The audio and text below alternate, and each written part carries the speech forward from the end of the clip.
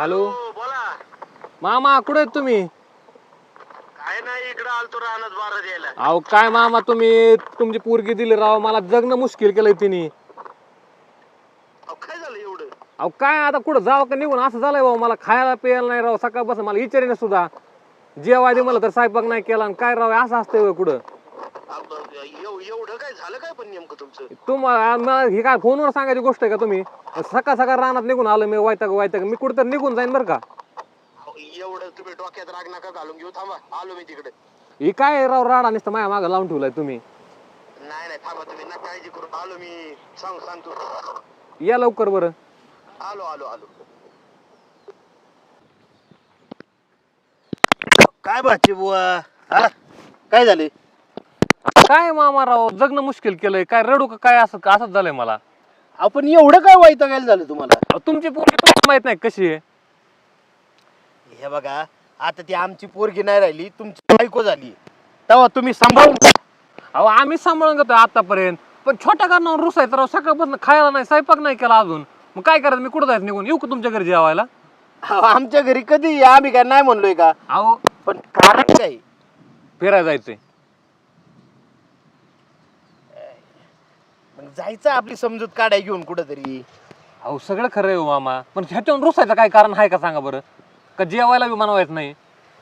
आहे बरं का? करायचं आणि स्वतःच खाऊन घ्यायचं लगेच. हे बघा तुम्हाला खरं सांगू का, हे वाद आहे ना लय किरकोळी. काहीतरी मोठं असतं मी तिथं मध्ये बोललो असतो. मला तुम्ही जेवले नाही काय झालंय माझ्या डोक्यात नाही त्या शंका आल्या, म्हणून मी इथं आलोय लगेच. हे बघा या किरकोळ वस्तू असतील ना तुम्ही घरच्या घरी मिटवत जाऊ. अहो काय किरकोळ मामा राव, अहो नुसतं कशावर न मांडायचं, चिडचिड एवढी असते होय राव. अहो पण काय आहे तुम्हाला खरं सांगू का, आम्ही दिसतंय ना तुमचं लग्न म्हणजे असं टापत करून दिलंय लोकांच्या नाकावटीत चुन, आणि तुम्ही बांधले आमची काय आबरू राहीन का समाजात? काय झालं नाना? आणि तुम्ही आले इकडं राहणार डायरेक्ट, घरी पण नाही आले? अगं कामच तसं होतं, पाहुण्यांनी बोलून घेतलंय मला. काय झालं? काय झालं आता मलाच विचार, काय झालं? काय भांडताय तुम्ही सारखं? काय भांडायचं कारण लागतोय यांना? काही कारणच नको. मी काही बोललं का लगेच सुरू व्हायचं, लगेच भांडायचं. तरी पण मी गप्पा बसायचं. मी सांगितलं का तुम्हाला फोन करून? नाही सांगितलं. किती सहन करते माझी, मला माहिती. मी नाही भांडायचं आणि बोलायचं म्हणजे मला नाही वाटत तू ऐकून घेणारी असशील, तूच बोलत असशील काहीतरी यांना. घ्या आता तुम्ही पण माझ्यावर डाऊट घ्या. म्हणजे मी काय केलं नाही तरी मीच वाईट आहे का नाही? त्यांनी काय सगळं करून ते वाईट नाहीत वा. नाही आता हे बघ, तो माणूस कामाचा आहे, एकटा आहे, त्याच्या मागे गणगण असती, आणि तू काय म्हणते फिरायला नाही यायचं वेळी? आता आयुष्यभरच गणगण घालणार आहे का? आता लगेच गणगण कमी होणार आहे का 2-4 महिन्यात? नाही होत ना, आयुष्यभर राहते. मग एक दिवस फिरायला गेलं तर काय होईल यांना? अहो मामा सकाळपासून जेवाय नाही राव, मला चहा सुद्धा विचारला नाही. मी विचारलं होतं तेव्हा ते मला काय म्हणले, हा कर तुझ्या मनाने काय करायचंय. मग मी प्रेमाने विचारलं तर प्रेमाने उत्तर द्यावा ना. नाही कर तुझ्या मनाने, यात वाईट काही. ना तुम्हाला त्यांचंच बरोबर वाटतं, मी सगळी चुकीची आहे का? तू अगं चुकीचं तुला कोण म्हणतच नाही, तुझं तू कशाला डोक्यात घालून घेते उग? मी डोक्यात नाही सकाळपासून. मी फक्त त्यांना काय म्हणलं, मला एक साडी घेऊन द्या, आज जरी फिरायला गेलो तर नंतर वापरता येईल ना. नाही आणि बस तुझ्या मनाने, आणि तुला काय करायचं ही अशी बोलण्याची पद्धत असते का? नाही म्हणजे तू भाजी काय करायची नवऱ्याला विचारती, साडी घ्या म्हणून माग लागती, फिरायला जायचंय म्हणून माग. अरे सकाळ सकाळ तुझ्या 3 मागण्या असतील तर तो नवरा आहे, ब्रह्मदेव नाही. जाऊ द्या, मी चुकीची दिसते म्हणजे बायकोनी नवऱ्याजवळ हट्ट करणं चुकीचं आहे. आजपासून काहीच नाही मागणार. जर नको मला काहीच नको, मी अशीच राहते. नाही हे सुद्धा चुकतंय कराय. बायकोनी नवऱ्याकडेच हट्ट करायचा असतो. आपण रुसून बसायचं नसतंय हो, त्याच्यामुळे मला निघून जायची वेळ आली इथून. अहो घरी आल्यावर माझं म्हणणं काय, 2 शब्द प्रेमाने बोलणं, आलं की लगेच भांडा चालू करायचं. बायको रुसली हे कळतं, मग मनवायचं कोणी? रोज रुसायचं असतंय का रे? रोज रुसते का? बघा बरं, यांना मी करते ते सगळं चुकीचं वाटतं. मी काय बोलतच नाही जाणार आजपासून. हे बघ तुम्हाला दोघांना एक सांगू का सरळ, सुखी संसाराचं सूत्र तुम्ही डायरीत लिहून द्या, नाही हातावर गुंदून ठेवा. जर तुम्हाला संसार सुखी करायचा असेल ना तर मागण्या कमी आणि दुसऱ्याच्या अपेक्षा जास्त पूर्ण करा, तुमचा संसार सुखीचा होईल. नाही तर तू नुसतं मागायचं या माणसाने कुठून आणून द्यायचं? मी कधीतरीच मागते, दररोज मागते का? बरं जाऊ द्या ना घेऊ. हा नाही घेणार ती.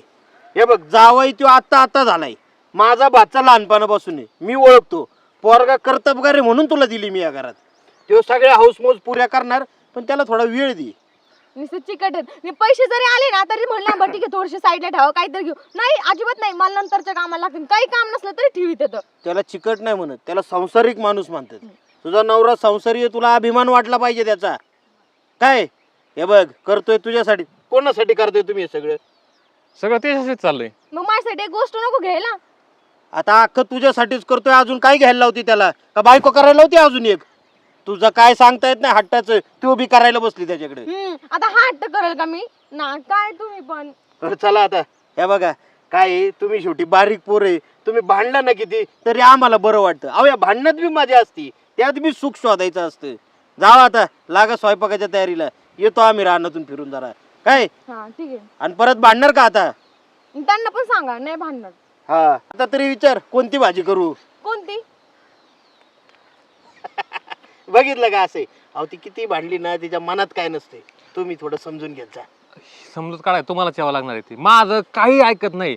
मामाची पोरगी केली पण मला काही सुख नाही मामा. अहो सुखी तुमचा मामा बी अजून नाही, तुमची मामी बी अशी आहे, संसारात चालू असते. मग तो तुमचं तुम्ही कसं मिटवा, पण इथं मिटवा तुम्हालाच यावं लागेल. मी काय तिच्या नादी लागणार नाही.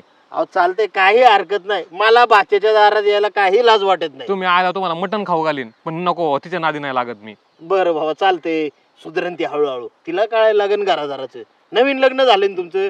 हा चला दाखवा जरा निमुनीची बाग आम्हाला तुमची. चला.